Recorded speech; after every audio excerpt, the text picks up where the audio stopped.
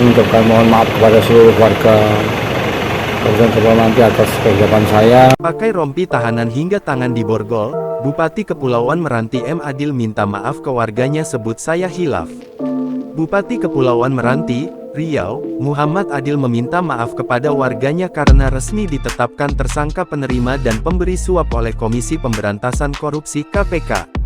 Terlihat, usai dihadirkan ke ruang konferensi pers, Adil dibawa kembali oleh petugas menuju ke lantai 2 Gedung Merah Putih untuk menjalani pemeriksaan. Ia baru dibawa ke rumah tahanan rutan KPK pada Gedung Merah Putih sekitar pukul 3:08 waktu Indonesia Barat. Pak, ada yang bisa disampaikan, Pak? Permintaan maaf barangkali Pak, mumpung Ramadan gitu, iya, Pak, ke masyarakat gitu, dikit aja, boleh? Assalamualaikum warahmatullahi wabarakatuh. Saya mengucapkan mohon maaf kepada seluruh warga Kabupaten Kepulauan Meranti atas kegagapan saya. Gitu. Ke keluarga barangkali Pak? Sudah pemeriksaan mungkin Pak? Nggak ada bantahan Pak di tersangkakan kayak gitu? Lebaran di rutan dong Pak, gimana Pak?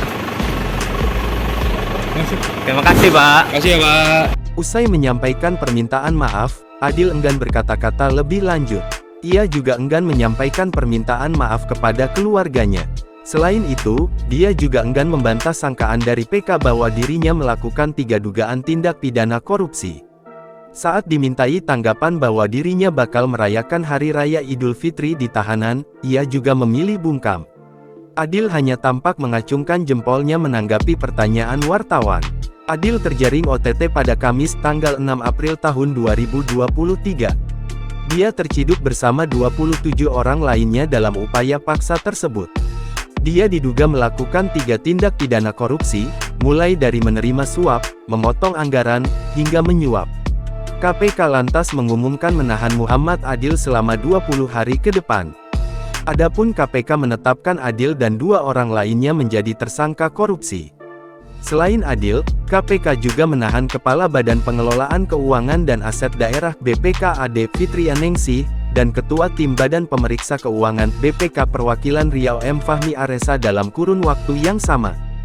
Kemudian terkait kebutuhan penyidikan, para tersangka dilakukan penahanan oleh tim penyidik masing-masing selama 20 hari pertama terhitung mulai hari ini tanggal 7 April tahun 2023 sampai dengan tanggal 26 April tahun 2023 sebagai berikut. MA dan FN ditahan di rutan KPK pada Gedung Merah Putih, sedangkan MFA ditahan di rutan KPK pada Polda Jaya Guntur. Pada kesempatan ini KPK juga menyampaikan terima kasih kepada pihak Polres Kepulauan Meranti yang telah memberikan dukungan selama kegiatan tangkap tangan. Jangan lupa subscribe, share, komen, dan like ya.